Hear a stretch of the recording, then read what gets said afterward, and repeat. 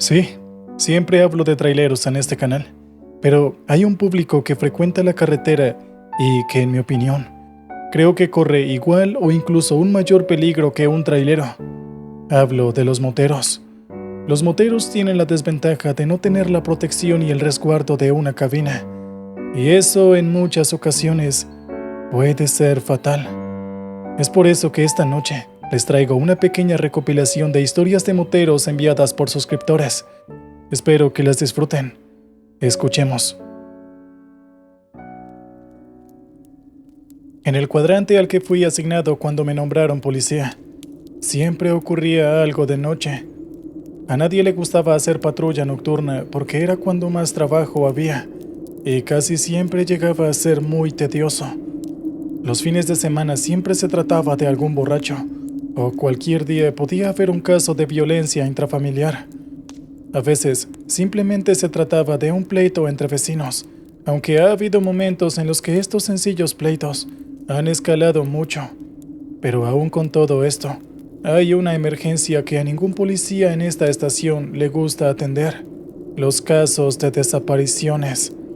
El vecindario que está bajo la jurisdicción de nuestro cuadrante limita con un bosque, el cual está atravesado por una carretera que, si la recorres hasta el final, te llevará hasta el peaje que debes pagar para poder salir de la ciudad. Debo decir que yo, Facundo Linares, jamás he creído en historias paranormales o cosas por el estilo. La verdad es que me parecen demasiado fantasiosas y siempre he elegido creer en lo que puedo ver. Pero lo que pasa en este bosque no solo lo he visto, sino que también lo he vivido. No pasa muy a menudo, pero una que otra vez, algún niño o adulto mayor llega a perderse en este bosque. Las cosas han llegado al punto en el que hemos tenido que cercar gran parte de la frontera entre el vecindario y el bosque para que no haya más desaparecidos. Pero cada vez que ocurre un caso de desaparición, la cerca aparece destruida. Como les decía antes, nadie en la estación, o mejor dicho, en el cuadrante entero, quiere atender un caso de desaparición en aquel bosque. Las explicaciones varían entre todos los policías que han entrado y han tenido la suerte de salir, pero en todas hay un elemento en común. Hay algo dentro de ese bosque, algo muy siniestro. Hace unos meses, uno de estos indeseables casos de desaparición ocurrió en aquel bosque, pero era un tanto distinto a las demás ocasiones. Se había confirmado que el niño desaparecido, en esta ocasión, llevaba desaparecido menos de 4 horas. Esta era una buena noticia, pues sin importar si se lo llevaron en un vehículo o algo por el estilo, no podía estar demasiado lejos. Obviamente nadie quería hacerlo, pero todos nos movilizamos. Lo primero que hicimos fue enviar fotos y dar aviso a los cuadrantes y estaciones de policía circundantes para que estuvieran al pendiente. Y luego hicimos la repartición de labores entre nosotros. Yo saqué la pajita corta, pero en esta ocasión eso era motivo de alegría. Todos los demás tendrían que atravesar el bosque a pie, buscando rastros del muchacho. Pero yo podía recorrer la carretera en moto con total tranquilidad. Hay ocasiones en las que las personas han aparecido mágicamente en la carretera que atraviesa el bosque, así que no podíamos descartar aquella posibilidad. Antes de que alguno de los cobardes que tengo por compañeros se acercara a rogarme que cambiáramos de lugar, me monté a mi moto y empecé a patrullar el lugar. Debo decir que incluso en aquella carretera, el estar rodeado de este bosque hacía que me dieran escalofríos. Sin embargo, estar conduciendo mi moto me hacía sentir relativamente seguro. En cuanto llegué a la dichosa carretera, empecé a hacer un barrido minucioso del área. No podía adentrarme demasiado en el bosque porque tendría que alejarme de la carretera y estaba solo, pero al menos podía buscar rastros a ambos lados de la carretera. Mientras estaba en ello, pude encontrar un zapato muy pequeño. Encajaba perfectamente con la descripción que nos dieron los padres de la vestimenta que el niño cargaba, así que de inmediato avisé a mi capitán y continué mi búsqueda a lo largo de aquella carretera. De vez en cuando podía llegar a escuchar una que otra respiración extraña, pero yo suponía que esto se debía a que estaba en un bosque y a lo mejor Había bastantes animales salvajes dando vueltas por ahí. No recuerdo muy bien cuánto tiempo exacto me la pasé patrullando aquella carretera, pero recuerdo que después de un largo rato, quizás una hora, noté una sombra moverse entre los árboles. Las luces exploradoras de mi moto captaron esto a la perfección, y de inmediato di aviso del hallazgo mientras me bajaba de la moto para investigar. Busqué desesperadamente por los alrededores, hasta que, final y sorpresivamente, encontré a aquel niño que estaba desaparecido. Estaba tirado en el suelo. Tenía marcas en el cuerpo similares a golpes y rasguños, y su ropa estaba totalmente rascada, además de que obviamente le faltaba un zapato. Intenté acercarme para cargarlo y llevarlo conmigo, pero justo en ese momento noté que cerca de él había una figura extraña. Esta tenía la silueta de una persona, pero no importaba cuánto la alumbraba con la linterna, no había forma en la que pudiera detallarla correctamente. Lo único que pude descartar fue que era muy oscura. Tenía los ojos rojos, las manos casi que en los huesos, y era realmente alta.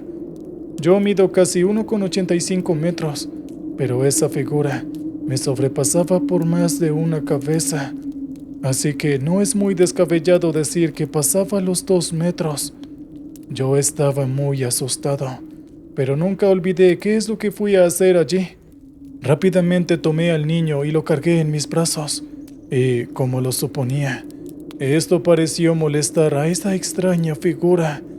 Ni siquiera sé si decir si era una persona o algo más. Nada de esto me importó. Yo simplemente corrí lo más rápido y lejos que pude. Me monté en la moto con el niño y me alejé lo más rápido que pude de aquel punto.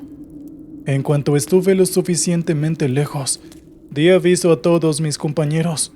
Apresuradamente todos regresamos a la estación de policía. Yo intenté describirle al capitán la cosa con la que me encontré, pero él rápidamente me detuvo. Alegó que sin importar cuán asustado estuviera, no podía hablar de esa cosa, o como a uno de mis compañeros le pasó, lo que fuera esa figura vendría a buscarme. Intenté que me dijera más, pero el capitán cerró sus labios y no volvió a hablar del tema. Al niño lo llevamos con sus padres, pero tuvimos que llevarlo al hospital porque parecía estar en coma. No era por las heridas o los golpes que tenía. En realidad, los médicos no sabían qué era lo que pasaba. Y unas horas después, en cuanto despertó, el muchachito se la pasó gritando por casi una hora entera. No puedo culparlo. Yo solo vi a esa cosa por unos momentos y estaba temblando de miedo. No puedo siquiera imaginarme lo que aquel niño tuvo que vivir, pero afortunadamente todo salió bien. A las pocas semanas de ese incidente, los padres y aquel niño se mudaron a otro lugar. Queríamos esperar a que el niño estuviera un poco más calmado para preguntarle lo que le pasó, pero los padres nunca lo permitieron. Sin embargo, aunque no sepamos con exactitud lo que le pasó a aquel muchachito esa noche, estoy más que seguro que esa cosa tuvo algo que ver. ¿Qué tal, oyentes? Espero que hayan disfrutado el relato anterior. Escuchemos el siguiente. Soy una persona que se ha asegurado toda su vida de vivir en paz. Nunca me he metido en una pelea, ni siquiera cuando estaba en secundaria. E incluso, mi trabajo es algo totalmente tranquilo. Me gusta la vida así, en paz y sin sobresaltos, pero supongo que sin importar cuánto lo evites, hay algunas cosas que van a sucederte. Muy buenas noches a la comunidad que oye este podcast. Soy Alberto Palomino. Tengo 46 años y trabajo actualmente en un turno nocturno en una empacadora de alimentos. Lo sé, incluso mi trabajo es algo que puede definirse como tranquilo. En fin, quiero contarles un suceso de hace algún tiempo. Por unos momentos cuando aquello pasó, mi pacífica y tranquila vida se vio interrumpida por algo que, la verdad, Me es demasiado difícil describir con unas cuantas palabras. Usualmente salgo muy tarde de trabajar, casi a medianoche cuando no hago horas extras. Lo que hago después del trabajo es prácticamente una rutina ininterrumpida. Tomo mi moto, tomo siempre la misma ruta para ir a casa, me doy un baño y me acuesto a dormir. Sin embargo, siendo ya las 12 de la noche y ya en camino a casa, algo pasó. Desde uno de los lados de la carretera lanzaron algo, no sé qué. Y si no fuera porque estaba usando un casco, creo que esa cosa me habría roto el cráneo. Caí al suelo de inmediato, y aunque el casco me había protegido, no había duda de que podía sentir el dolor de forma palpable. Fue tan fuerte el golpe que, por unos momentos, me sentí un poco desorientado y ni siquiera podía ponerme en pie adecuadamente. Era como si, de tanta confusión que generó aquel fuerte golpe, no pudiera manejar mi cuerpo con normalidad. Unos segundos pasaron, y cuando el aturdimiento empezó a desvanecerse, fue cuando pude quitarme el casco y ponerme en pie. Mi visión estaba un poco borrosa, y miré hacia todos los lados intentando buscar al responsable de esto. Sin embargo, era demasiado tarde de la noche, y todo alrededor estaba oscuro, aunque estaba en una carretera que normalmente era transitada. A esa hora, lo normal era que casi no hubiera ningún vehículo por ahí. Por un segundo, mi mente se centró en encontrar al culpable, pero luego pensé que probablemente eso iba a ser peligroso, y con la hora tan avanzada que estaba, no podía arriesgarme a que algo malo me pasara. Volví a tomar mi casco, el cual estaba un poco agrietado. Me lo puse y me monté de nuevo a la moto para irme. Sin embargo, en cuanto avancé unos, no lo sé, 5 minutos tal vez. En fin, no había pasado mucho tiempo, y de forma totalmente inesperada, otro impacto me tumbó de mi moto. Esta vez, no sé cómo hizo para darme un golpe tan fuerte en las costillas, y por varios segundos el dolor me dificultó respirar. ¿Quién está ahí? ¿Qué es lo que quiere? Si quiere llevarse la moto, solo tómela en silencio y váyase, dije con la voz más alta que pude, y me acosté en el suelo intentando mitigar el dolor. A pesar de lo que dije, nadie se acercó a mí ni tomó la moto, lo cual me dejó aún más confundido de lo que ya estaba. Me quedé ahí un rato y luego me levanté, pero en cuanto lo hice, pude ver entre la oscuridad a una mujer con un vestido blanco lanzándome piedras.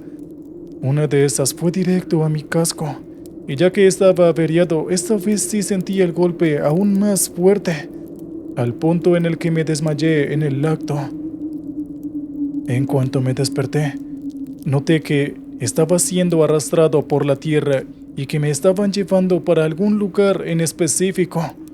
Alguien me tenía tomado del tobillo, y a decir verdad, no quería saber ni quién era esa persona, ni tampoco lo que quería conmigo.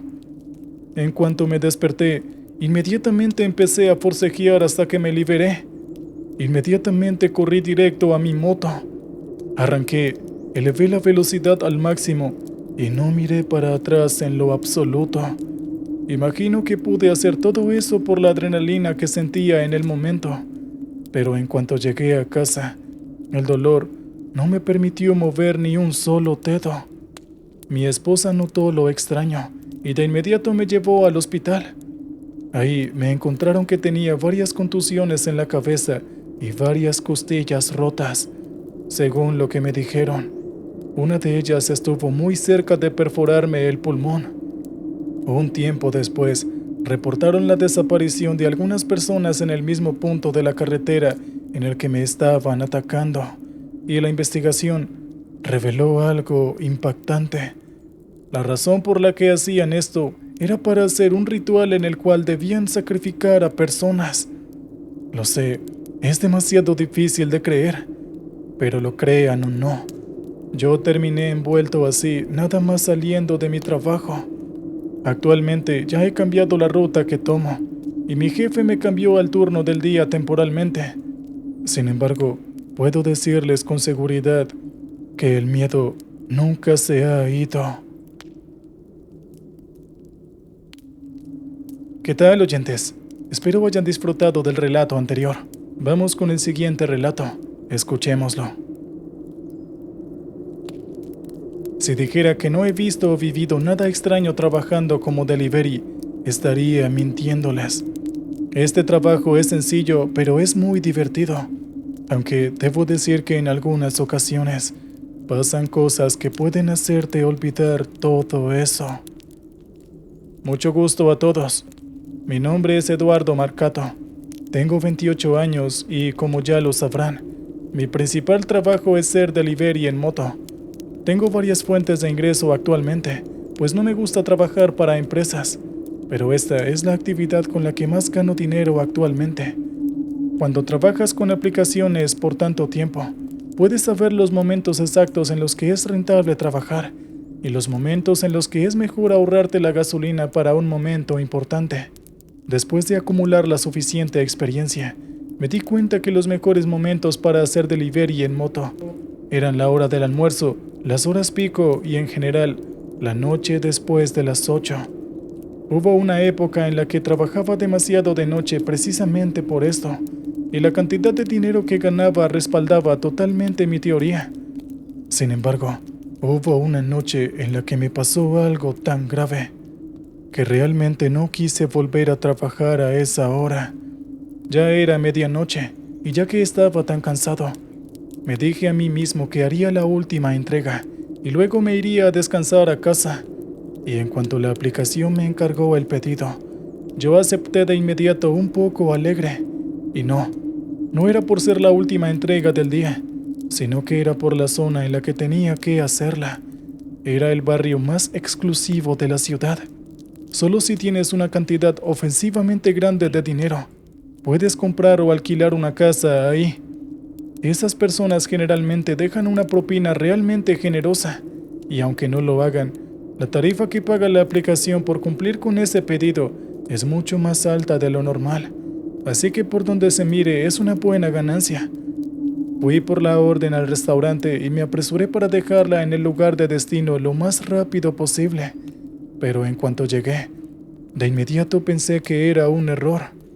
Todas las casas de los alrededores eran hermosas, pero debía hacer la entrega en la única que parecía abandonada. Me dije a mí mismo que simplemente haría la entrega y rápidamente me iría a casa a descansar. Rápidamente me dirigí a la puerta y di unos golpecitos, pues la casa ni siquiera contaba con un timbre. En cuanto toqué, la puerta se abrió, pero no había nadie para recibir el pedido. Pensé que tal vez la persona había olvidado el dinero y se había ido corriendo por este. Así que me quedé ahí parado por un rato esperando que alguien apareciera. Pero todo fue inútil. Cansado de esperar, empecé a gritar para llamar la atención de cualquiera dentro de la casa. Llamé lo suficientemente fuerte al interior como para que todos escucharan. Sin embargo, nadie atendió. Nadie bajó a recibir el domicilio, y la única respuesta que escuché fue un silencio realmente incómodo. Di uno que otro vistazo adentro, y realmente no había nadie en los alrededores. De todas formas, el pedido ya estaba pago. Solo estaba esperando aquí para que me dieran propina. Pero luego de esto, una idea vino a mi mente. Si ya tenía el dinero en la aplicación, ¿por qué no simplemente dejaba el domicilio en el interior de la casa y me iba? La puerta estaba abierta después de todo. En silencio, me levanté y entré a la casa. Pero cuando estuve totalmente adentro, la puerta a mi espalda se cerró ruidosamente. En ese momento, una risa un tanto extraña empezó a sonar por todas partes en aquella casa, y creo que está de más decir cuán nervioso me puse. Rápidamente dejé el domicilio en la primera mesa que vi, y apresuradamente regresé e intenté abrir la puerta, pero inesperadamente estaba cerrada. Revisé si estaba con seguro o algo así, pero no, así que no había una razón por la que no abriera. Sin embargo, no importaba cuánto lo intentara, esta seguía cerrada. En ese momento empecé a escuchar pasos acercándose a mí, y obviamente empecé a desesperarme. Intenté salir de la incómoda situación explicando el por qué había entrado, pero rápidamente sentí que alguien estaba respirando en mi nuca. Volteé apresuradamente y no pude ver a nadie, pero la risa seguía escuchándose y seguía sintiendo aquella respiración en mi nuca. Fue ahí que todo dejó de importarme. La puerta no se abría. El desespero me ganó, así que corrí hacia una ventana, rompí el vidrio y salí de ahí lo más rápido que pude. Ni todo el dinero del mundo me hará regresar a ese vecindario. Y aunque nunca supe qué había pasado, esos tensionantes momentos fueron lo más aterrador que he vivido, y es algo que jamás quiero repetir.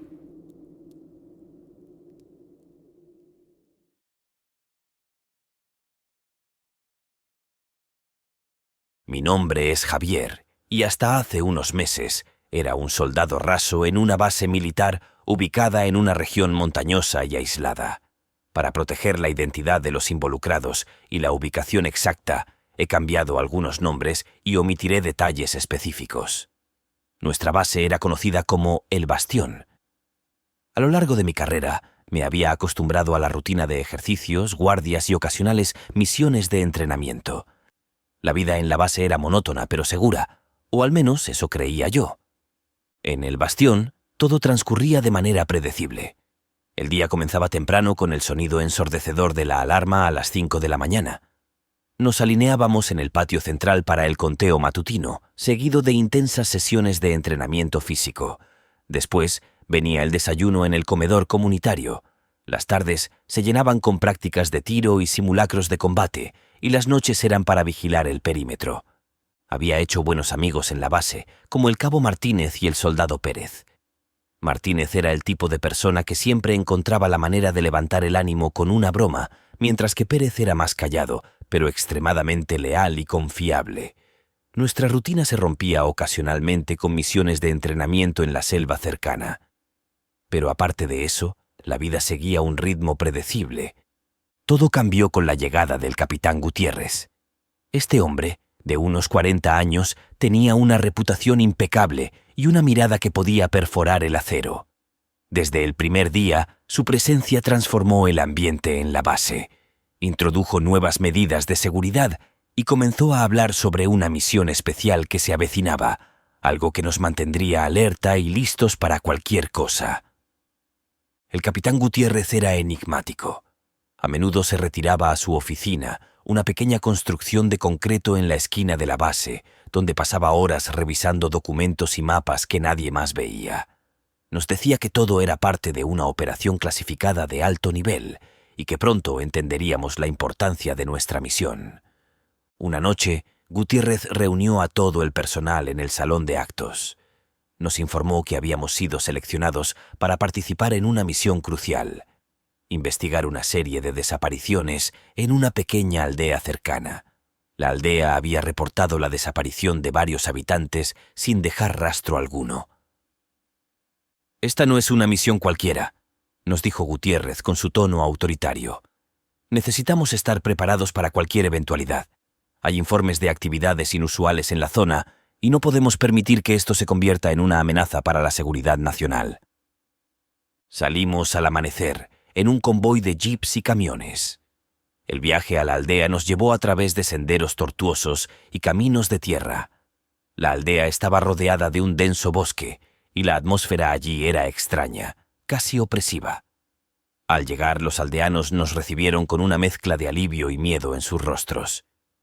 El jefe de la aldea, un hombre anciano llamado Don Ricardo, nos explicó que las desapariciones comenzaron hace unos meses, justo después de que un grupo de hombres desconocidos apareciera buscando algo en las montañas cercanas.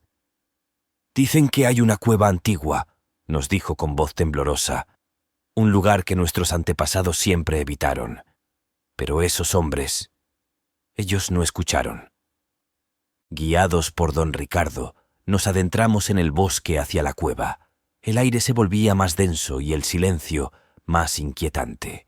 Cuando llegamos, la entrada de la cueva era una abertura oscura y amenazante. Gutiérrez nos ordenó entrar en formación y explorar el interior. La cueva era fría y húmeda, y nuestras linternas apenas rompían la oscuridad. Después de avanzar unos metros, encontramos lo que parecía un campamento abandonado. Había restos de fogatas, ropas desgarradas y, lo más perturbador, símbolos extraños tallados en las paredes.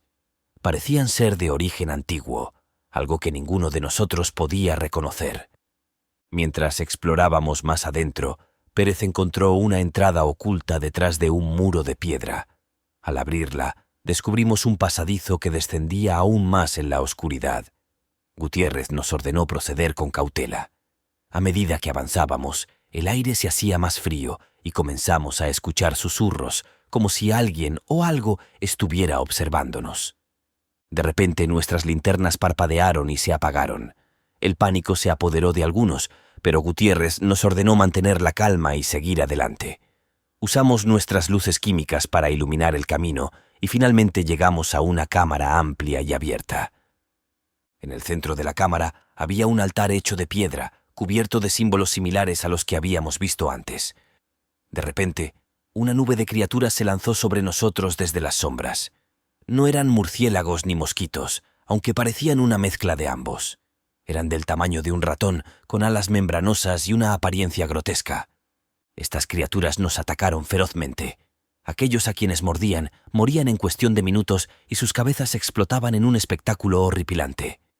Intentamos defendernos disparando nuestras armas, pero las criaturas eran rápidas y evasivas. Gutiérrez gritó órdenes, pero el pánico se apoderó de nosotros. En medio del caos, vi a Pérez siendo mordido y cayendo al suelo, su rostro distorsionado por el dolor antes de que su cabeza explotara. El lugar se llenó de gritos y disparos. Las criaturas atacaban sin piedad, y cada vez que mordían a uno de los nuestros, el resultado era siempre el mismo: una muerte rápida y espantosa. Sentí un dolor agudo en mi brazo cuando una de esas cosas se me acercó demasiado, pero logré apartarla antes de que me mordiera. Sabía que no podríamos sobrevivir mucho tiempo más si no encontrábamos una salida. Desperté en la oscuridad, solo, con un dolor punzante en la cabeza. El altar y las criaturas habían desaparecido y la cámara estaba en completo silencio. Reuniendo todas mis fuerzas, me levanté y busqué a mis compañeros. Encontré a algunos heridos y desorientados, pero no había rastro de Gutiérrez ni de Pérez. Nos reunimos y, con el poco equipo que nos quedaba, logramos encontrar el camino de regreso a la entrada de la cueva. Al salir, el sol comenzaba a asomarse en el horizonte, pero la aldea y el bosque seguían envueltos en una extraña quietud. Los aldeanos nos miraban con miedo y compasión, sabiendo que algo terrible había sucedido. Regresamos a la base con la certeza de que no éramos los mismos que habíamos partido. El informe de nuestra misión fue clasificado como secreto y nos ordenaron no hablar de lo sucedido. Los sobrevivientes fuimos puestos en cuarentena durante 2 meses antes de poder regresar a nuestras familias. Durante ese tiempo, fuimos examinados por científicos y personas que parecían científicos, aunque su presencia solo aumentó nuestra sensación de desconcierto. Los informes oficiales indicaron que la base había sido atacada por murciélagos, una especie no identificada. Pero yo sé, con absoluta certeza, que esas criaturas no eran murciélagos. Algo mucho más siniestro y desconocido se escondía en esa cueva, algo que nunca debió ser perturbado. Ahora, mi misión es asegurarme de que nadie más tenga que enfrentarse a lo que nosotros enfrentamos en esa cueva maldita. La base continuó con su rutina, pero la sombra de lo que encontramos en la cueva nunca nos abandonó. Cada vez que cerraba los ojos, veía esas criaturas y sentía el frío de sus mordeduras. Y sabía que, en algún lugar, lo que sea que despertamos en esa cueva seguía allí, esperando. Quizás algún día alguien encontrará una manera de vencer la oscuridad que se esconde en las profundidades. Pero hasta entonces, viviré con el recuerdo y la certeza de que hay cosas en este mundo que son mejores dejar en la oscuridad.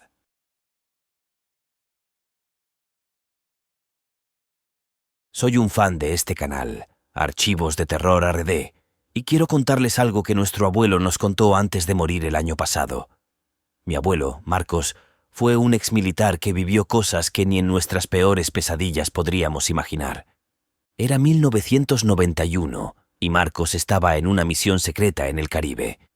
La operación no podía mencionarse en detalle, pero implicaba rescatar a un niño secuestrado por un sicario que también era brujo. Marcos y su equipo habían entrenado para muchas cosas, pero no estaban preparados para lo que enfrentarían. El día comenzó como cualquier otro en la misión. El calor era insoportable y el aire estaba cargado de humedad. Marcos y su equipo se internaron en la selva, siguiendo las coordenadas que les habían dado. El lugar era opresivo, lleno de sonidos extraños y una sensación constante de que algo no estaba bien. Después de horas de caminar, llegaron a una pequeña aldea. Los habitantes parecían nerviosos, evitando hacer contacto visual con los soldados. Marcos pudo sentir la tensión en el aire, una sensación de miedo palpable. No era solo por la presencia de los militares, sino algo más oscuro, algo que los locales conocían bien. Esa noche, mientras montaban guardia, Marcos vio algo que lo inquietó profundamente. A lo lejos, entre los árboles, distinguió la figura de un hombre con un sombrero negro.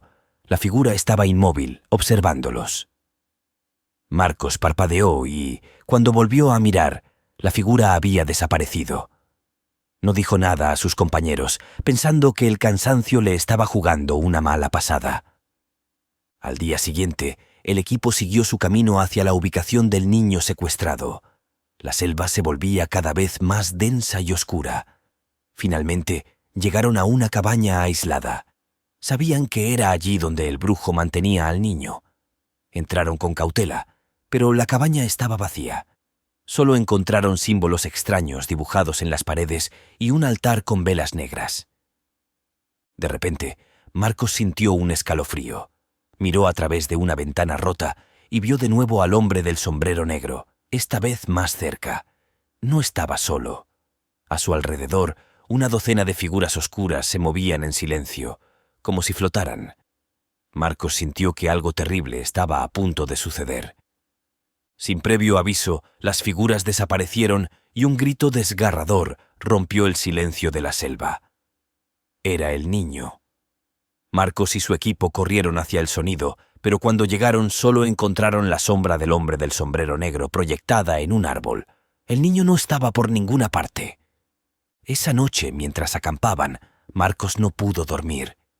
Cada vez que cerraba los ojos, veía la figura del hombre del sombrero negro acechándolo.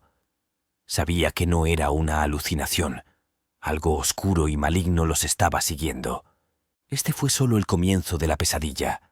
Marcos nunca pudo olvidar esa misión y, hasta el día de su muerte, afirmó que el hombre del sombrero negro seguía persiguiéndolo. Pero esa es solo una parte de la historia. El verdadero terror comienza después. Después de esa primera noche inquietante, el equipo de Marcos decidió regresar a la base. La desaparición del niño y la presencia del hombre del sombrero negro los había dejado perturbados.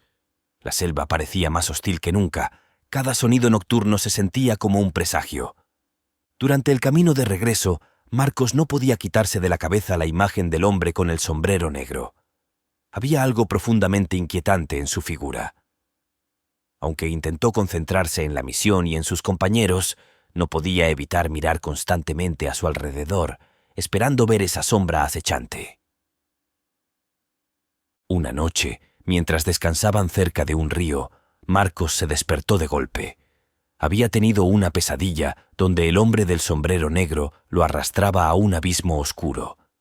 Respirando con dificultad, se levantó y se dirigió al borde del campamento. Entonces lo vio nuevamente. El hombre estaba allí, de pie al otro lado del río, mirándolo fijamente. Marcos sintió que el tiempo se detenía. El hombre levantó una mano, señalándolo. Marcos escuchó un susurro en el viento, palabras incomprensibles que lo llenaron de terror. En ese momento, algo en su interior se rompió. Ya no era solo una figura extraña, era una amenaza real y tangible. A la mañana siguiente, Marcos decidió hablar con su comandante. Le contó todo sobre el hombre del sombrero negro, pero el comandante lo miró con escepticismo. «Debes estar cansado, Marcos.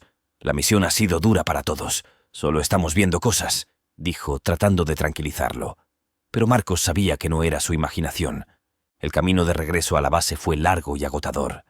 Cada noche, Marcos veía al hombre del sombrero negro más cerca, siempre en el límite de la oscuridad. Sus compañeros también empezaron a notarlo. Uno de ellos, un soldado llamado Carlos, confesó haber visto la misma figura en sus sueños. «Nos está cazando», murmuró, con los ojos llenos de miedo. Una noche, mientras descansaban en una cueva para protegerse de la lluvia, Marcos escuchó a Carlos gritar. Corrió hacia él y lo encontró temblando, señalando la entrada de la cueva. «¡Está aquí, Marcos! ¡Nos encontró!», susurró Carlos antes de desmayarse. Marcos miró hacia la entrada y, aunque no vio nada, sintió una presencia opresiva. Los días siguientes fueron un infierno. La figura del hombre del sombrero negro aparecía cada vez más cerca. Los soldados comenzaron a enfermar, debilitados por el miedo y la tensión. Uno por uno, cayeron presa de una fiebre inexplicable. Marcos se sentía cada vez más aislado y desesperado. Finalmente, llegaron a la base, pero la pesadilla no terminó allí. A pesar de estar de vuelta en un lugar seguro, Marcos seguía viendo al hombre del sombrero negro en cada sombra, en cada reflejo. Sus superiores no le creían y lo enviaron a un hospital militar para que descansara y se recuperara. Pero Marcos sabía la verdad. El hombre del sombrero negro no se detendría hasta atraparlo. Durante su estancia en el hospital, las apariciones se volvieron más frecuentes y aterradoras. Marcos comenzó a cuestionar su cordura, pero una cosa estaba clara: no podía escapar de esa figura siniestra. Nuestro abuelo siempre nos dijo que el hombre del sombrero negro lo siguió hasta el final de sus días. Nunca dejó de sentir su presencia, acechándolo desde las sombras. Y ahora nosotros también comenzamos a ver esa figura en nuestros sueños. Después de su estancia en el hospital militar, Marcos fue dado de alta, aunque seguía perturbado por las visiones del hombre del sombrero negro. Intentó volver a una vida normal, pero la sensación de ser observado nunca desaparecía. Cada noche, cuando cerraba los ojos, sentía la presencia amenazante acechándolo. Decidió mudarse al campo, esperando que la tranquilidad y el aislamiento pudieran darle algo de paz. Compró una pequeña casa en las afueras de un pueblo olvidado, rodeado de naturaleza y lejos del bullicio de la ciudad. Pero ni la distancia ni el tiempo lograron ahuyentar a su perseguidor. Una noche, mientras revisaba antiguos documentos de su época en el ejército, Marcos encontró algo que había olvidado. Entre los papeles había un viejo mapa de la selva del Caribe y notas sobre el brujo sicario. Al leerlas, recordó algo crucial. El brujo había lanzado una maldición antes de desaparecer con el niño. Marcos se dio cuenta de que el hombre del sombrero negro podía estar relacionado con esa maldición. Decidido a encontrar respuestas, Marcos contactó a algunos de sus antiguos compañeros de misión. Carlos, el soldado que había enfermado en la selva, también había sido atormentado por la misma figura. Se reunieron en un pequeño bar en el pueblo, compartiendo historias y buscando cualquier pista que pudiera ayudarles. Carlos mencionó que había investigado un poco sobre el brujo.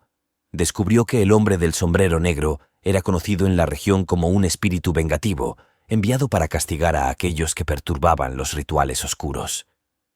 Marcos y Carlos comprendieron que el brujo había sellado su destino con aquella maldición. Decidieron buscar ayuda en una pequeña iglesia local. El sacerdote, un hombre anciano con vastos conocimientos sobre leyendas locales, escuchó sus historias con atención. Después de un largo silencio, les dijo que solo había una forma de romper la maldición. Debían regresar a la selva y encontrar el altar del brujo. Solo allí podrían intentar deshacer lo que se había hecho. Aunque la idea de regresar al lugar de sus pesadillas les aterrorizaba, Marcos y Carlos sabían que no tenían otra opción. Se prepararon durante semanas, reuniendo provisiones y armamento. Finalmente, emprendieron el viaje de regreso al Caribe, con la esperanza de encontrar el altar y poner fin a la maldición. La selva los recibió con la misma opresión que recordaban. Cada paso parecía acercarlos más a la locura. Después de días de búsqueda, encontraron la cabaña del brujo, ahora en ruinas. El altar seguía allí, cubierto de maleza y polvo. Al caer la noche, Marcos y Carlos encendieron velas alrededor del altar y comenzaron a recitar las palabras que el sacerdote les había enseñado. El aire se volvió pesado y una sensación de peligro inminente llenó el lugar. De repente, el hombre del sombrero negro apareció, más cerca que nunca. Esta vez no desapareció. Se quedó allí, observándolos con ojos vacíos y oscuros. Marcos y Carlos continuaron recitando las palabras, mientras el espíritu del hombre del sombrero negro se acercaba lentamente. Con cada palabra sentían que algo poderoso se agitaba a su alrededor. Justo cuando el hombre del sombrero negro estaba a punto de tocarlos, una luz cegadora envolvió el altar, y el espíritu desapareció en un grito ensordecedor. El silencio que siguió fue absoluto. Marcos y Carlos se miraron, sintiendo una paz que no habían conocido en años. La maldición había sido rota. Regresaron a casa con la certeza de que, al fin, el hombre del sombrero negro ya no los perseguiría. Mi abuelo, Marcos, nos contó esta historia con la esperanza de que nunca olvidáramos lo que había vivido. A pesar de su valentía, siempre advertía sobre los peligros de enfrentarse a lo desconocido. Y aunque el hombre del sombrero negro ya no está, su sombra sigue siendo un recordatorio de los horrores que Marcos enfrentó en esa misión secreta en el Caribe. Después de regresar del Caribe, Marcos y Carlos trataron de retomar sus vidas. La experiencia había dejado cicatrices profundas, pero ambos estaban agradecidos de haber sobrevivido. Marcos se enfocó en su familia, disfrutando de la tranquilidad que tanto había anhelado. Sin embargo, a pesar de haber roto la maldición, Marcos no podía evitar sentir que algo seguía acechándolo. Cada vez que miraba en la oscuridad, sentía una inquietante familiaridad, como si algo invisible lo estuviera vigilando. No quería preocupar a su familia, así que guardó sus temores para sí mismo. Pasaron los años, y aunque las visiones del hombre del sombrero negro habían cesado, Marcos comenzó a experimentar extraños sueños. Soñaba con la selva, con el altar del brujo y con la figura oscura que una vez lo había atormentado. En esos sueños, la selva parecía viva, como si intentara comunicarle algo. Una noche, Marcos despertó sobresaltado. En su sueño, había visto al brujo. Estaba de pie junto al altar, murmurando palabras en una lengua desconocida. Marcos sintió un escalofrío recorrer su cuerpo. No podía ignorar más esas visiones. Necesitaba entender qué significaban. Decidió visitar al sacerdote que los había ayudado antes. Viajó hasta el pequeño pueblo donde se encontraba la iglesia y habló con el anciano sacerdote. Este lo recibió con amabilidad, pero sus palabras fueron inquietantes.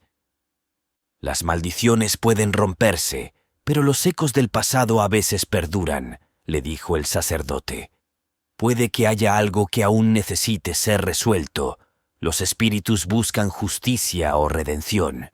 Tal vez hay algo más que debes hacer». Confuso y preocupado, Marcos decidió buscar respuestas en los registros militares de la misión. Viajó a la base donde todo había comenzado y pidió acceso a los archivos. Lo que encontró lo dejó sin aliento. Entre los documentos había informes que mencionaban extrañas desapariciones en la selva después de su misión.